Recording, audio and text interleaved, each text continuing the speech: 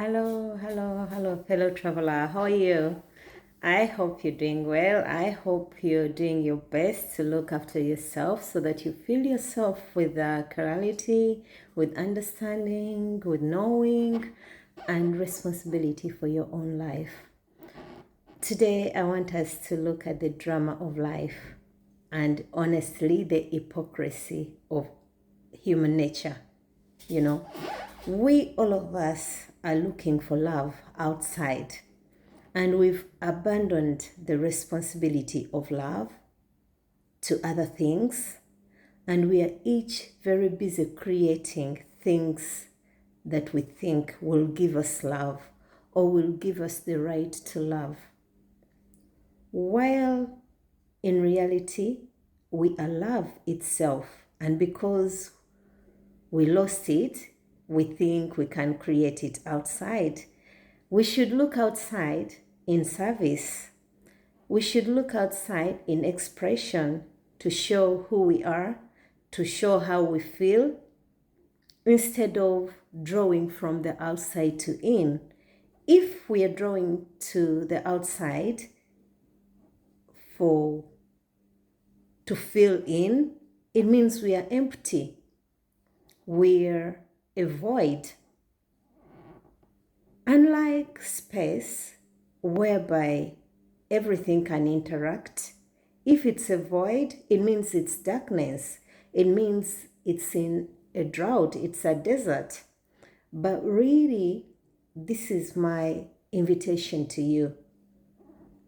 Have you bothered to really take a personal interest in you, to discover who you are, to really feel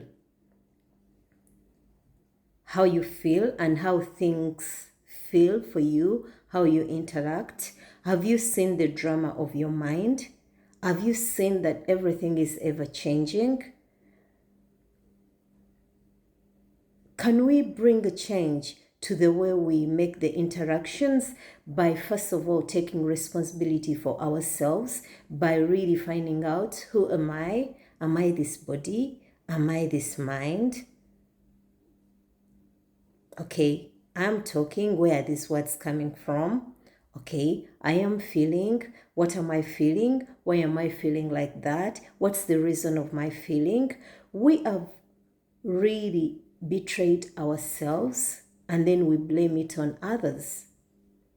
I really truly believe that we are co-creators of our lives, and I use my own life to see nothing whatsoever has ever happened to me without my initial involvement. In one way or another, you can even start with your mom and dad, Your mom and dad had a right to decide not to make you that day, but you were somewhere there waiting and you took a chance, and you really implanted yourself in somebody's tummy and you named that this is my mom. That is the first thing. You must have had I must have chosen that this is going to be my mom. I'm a mother. I'm very sure, and I told my kids, I didn't choose you, but you must have chosen me, and you knew why you chose me. That is number one. You chose from wherever you came from. How? From your initial maybe karma or your impressions, because if we are to learn of incarnation, that we are the same spirit coming back and forth and then evolving, then it makes sense. Then we go to the relations we have. Who has ever forced you to believe in anything that you really don't want to believe in? Gone are the times when we say that, oh, we were forced, or my parents did that. Me, always, since childhood, I've always had a questioning, I believe that within me is written a code to be good, and that is not religious. I can choose to go to church. I can choose to go to the mosque. I can choose to go to a shrine. I can choose to go anywhere because I have a feeling my God is within me. My judge is within me. I know when I'm doing wrong. I know when I'm doing right. And so do you.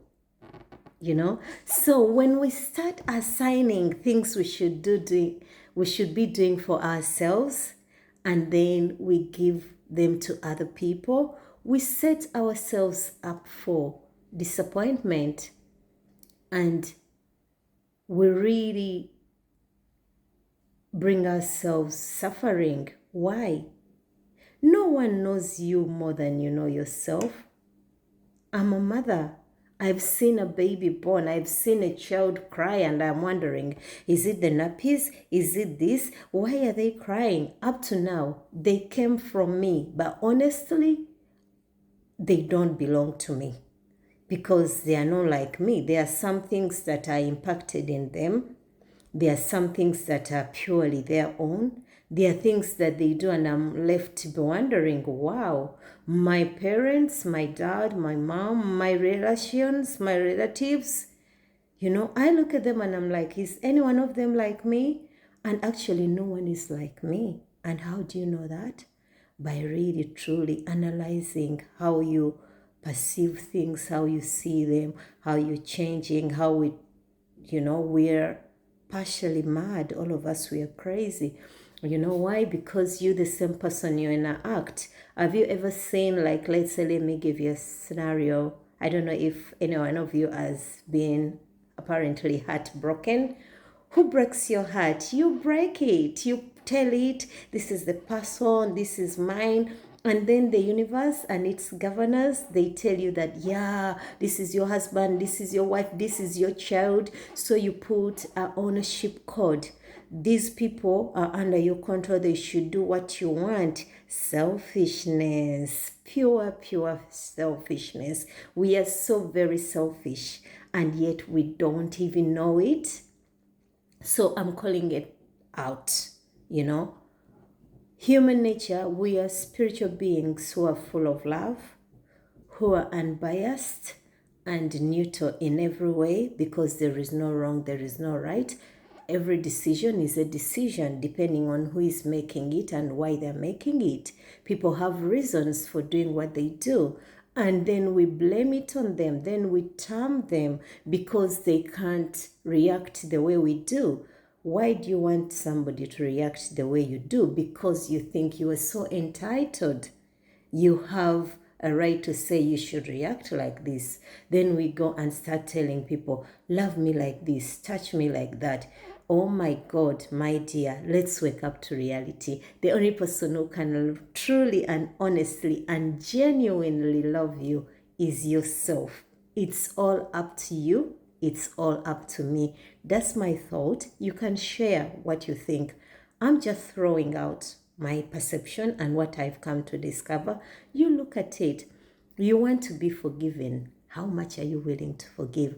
Let's go to the Christian doctrine. We are told, our Father who art in heaven. Apparently the kingdom of heaven is within us. So we are praying to the Spirit in us. And then they say, don't take us into temptation. How many times have you tempted others by playing out? You act out and you come, oh, I'm all right. I love you unconditionally. I love you like this. The only people we can love unconditionally for people is their children. If we show the same understanding to everyone like the one we show to our children, don't you think the world would be a better place? If looking at that man you have, you look at him like your child, you will wish them the best.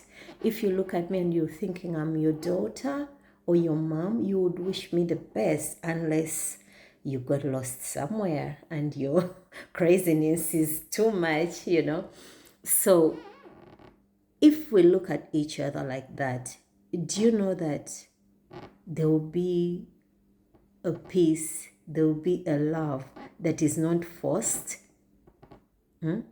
Have you seen the confusion that tells you that, oh, love your enemy? In the first place, why do you have to make a person your enemy? You hear people saying, oh, blessing me in front of my enemies. Who told you that life is a competition? If it were a competition, all of us would have been the same age. We would have been born at the same time. It would have been a fair start whereby we all are on the same. Some people will use the day, that we all have 24-hour times, we all have 24 hours. Who tells you that where your 24 hours begin is where mine begin? That is all drama of life. If you want peace, if you want to understand the meaning of life, you make a meaning out of your own life. Sit with yourself, realize, what are my core values? What keeps me tick? What can I do? What can I do? What can I offer? Well, for me, I'm here to share with you all the crazy thoughts that come in my mind. And then I realize, oh my God, we all good at judging, but it starts with us because we put what is right and then we start gauging everyone from there. Yet we don't know the full story. We don't know which soul is here to express. We don't know which spirit. We don't know why it came. We don't know what it is doing. And then we start, each one of us, like entangling ourselves, So for your own peace of mind, adopt some freedom. First of all, for yourself, and then for others. If you feel you want to be free, to really go on adventure, to really see new things, to really test new things, why wouldn't you want that for somebody else? These lips, they tell a lot of lies. We have to really watch what we say. We have to really think it through. Even sometimes when you want to say it, say, why am I saying it? But as long as you're really coming from a neutral place, as long as you really wish the best for everyone, what you wish for yourself is what you're wishing for others, then you've got to say it as it is, because by you opening up, you're showing another person another outside the box thinking. If things were like that, then we wouldn't be like limited. Once you put a full stop on anything, you've limited yourself. And we are infinite beings. The mind is infinite, the soul is infinite. It's just the body that limits us. But minus the body, you can do greater things. And because it is a spiritual life, having a human experience, you're capable of doing everything and having everything. Wishing you the wonderful experience in life, and then the best expression of yourself you can give. That's my thought for today. Love and blessings to you.